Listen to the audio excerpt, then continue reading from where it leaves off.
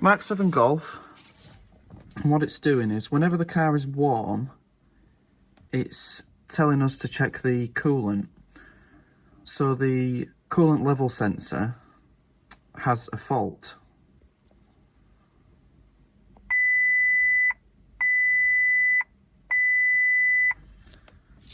Now this only presents itself when the car is warm. So what I've had to do to get the error to come up is unplug the sensor. Now, with the sensor plugged back in,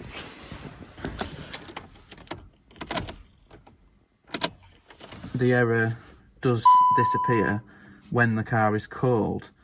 But once the car is up to temperature, the error comes back up. So, what you'll want to do, if you've got the error present,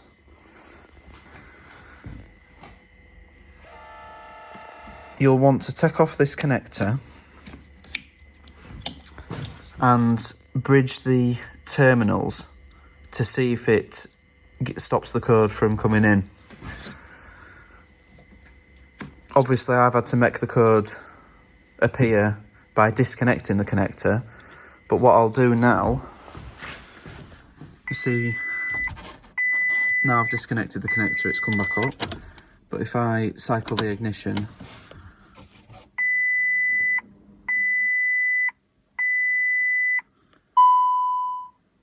the code is present. So if your sensor is misbehaving at the time and the code is present all the time, regardless of whether you've got the connector connected or not, what you'll want to do is bridge the terminals on the connector, cycle the ignition again,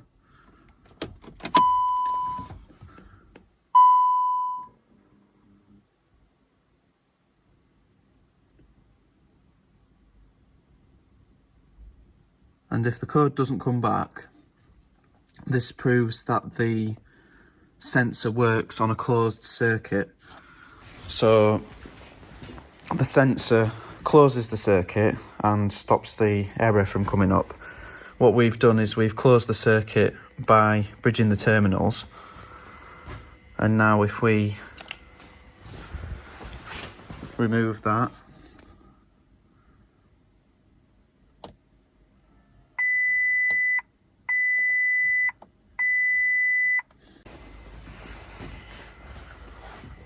now unfortunately the sensor is part of the expansion tank and cannot be replaced on its own. So you see the two legs there coming from the sensor. So the only option is to replace the full expansion tank, which I did think would be quite expensive, but we've got this aftermarket part here. The complete thing is 20 quid. So I bet this was an expensive fix when they were new and there wasn't any aftermarket parts around. But I mean, this is indecipherable from the genuine part, other than the fact that it doesn't have a part number on it. It seems like good quality. The only thing I don't understand is why it sounds like it's got something inside it. So we're going to swap this out.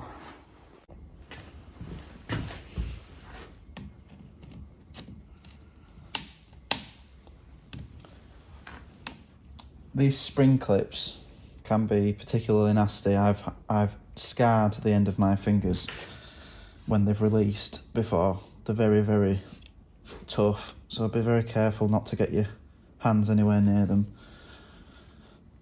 I'll just remove the return for now.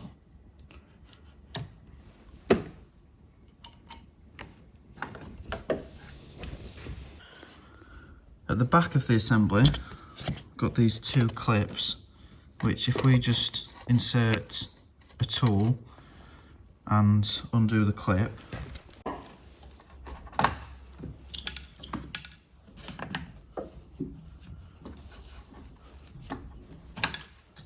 very easily pop the expansion tank up. And now we've just got one more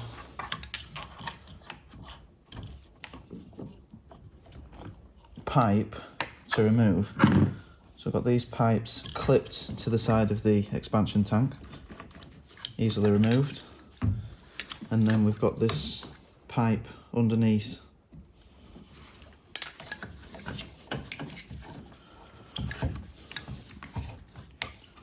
With a large spring-loaded clip.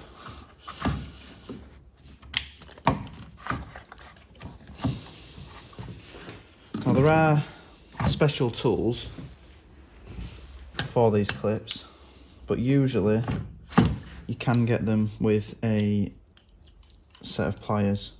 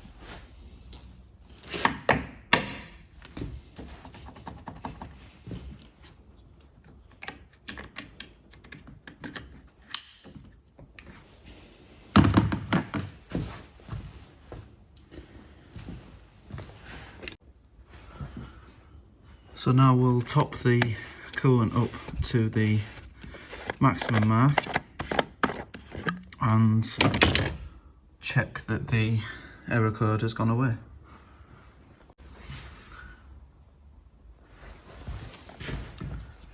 It doesn't hurt to stick some grease on the reservoir cap, especially on this O-ring in the centre, because these can seize up. Not so much on VWs, but it is good practice just to protect them.